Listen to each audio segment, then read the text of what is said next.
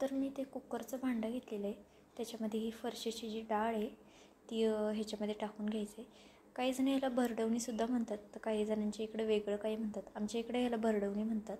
तुमच्या इकडं काय म्हणतात मला कमेंट करून नक्की सांगा. तर आपल्याला ही स्वच्छ धुवून कुकरला ह्याची 5 ते 6 शिट्ट्या काढून घ्यायच्यात. आता आपण ह्याच्यासाठी वाटण काढून घेऊया. तर वाटण्यासाठी खोबरं, लसूण, जिरं, कोथिंबीर आणि थोडंसं अद्रक घेतले. हे छान आपल्याला वाटून घ्यायचं आहे पाणी न टाकता.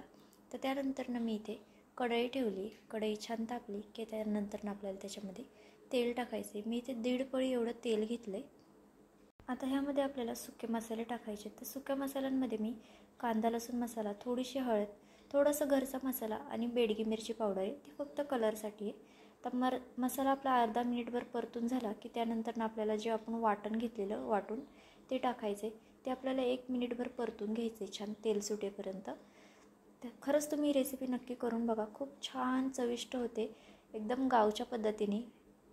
तर आता आपण मसाला परतून झाला की त्यानंतर आपली जी डाळ शिजली होती ती ह्याच्यामध्ये टाकून घ्यायची. मी पळीच्या साहाय्याने ती डाळ छान चांगली मिक्स करून घेतलेली. तुम्ही रवीने केली तरीसुद्धा चालेल. तर आपल्याला कितपत पातळ वगैरे पाहिजे आणि घट्ट ठेवायची त्यानुसार आता ह्याच्यामध्ये पाणी ॲड करूया आपण. तर बघा अशा प्रकारे मी ठेवली आहे. जास्त घट्टही नाही आहे, जास्त पातळही नाही आहे, तुम्ही तुमच्यानुसार ठेवू शकता. आता ह्याच्यामध्ये आपल्याला मीठ टाकायचं आहे चवीनुसार. तर मी ते चवीनुसार मीठ टाकून घेते. मीठ टाकल्याच्या नंतर हे छान असं मिक्स करून घ्यायचे आणि ह्याला छान अशी दणकून उकळी काढून घ्यायची.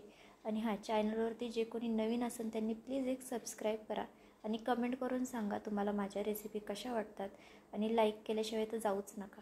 तर हे बघा आता आपल्या आमटीला छान अशी उकळी आलेली आहे. गॅस आता आपण बंद करूया. त्याच्या आधी कोथिंबीर टाकून घेऊया. कोथिंबीर टाकून छान मिक्स करून घेऊ आणि गॅस बंद करूया. तर कोथिंबीर लास्टलाच टाकायची, आधी टाकायची नाही, म्हणजे कोथिंबीरची जी एक चव असते ती छान भाजीमध्ये उतरते. तर आपली रेसिपी आता झालेली आहे. तुम्हाला रेसिपी कशी वाटली मला कमेंट करून नक्की सांगा. आणि चॅनलवरती जे कोणी नवीन असेल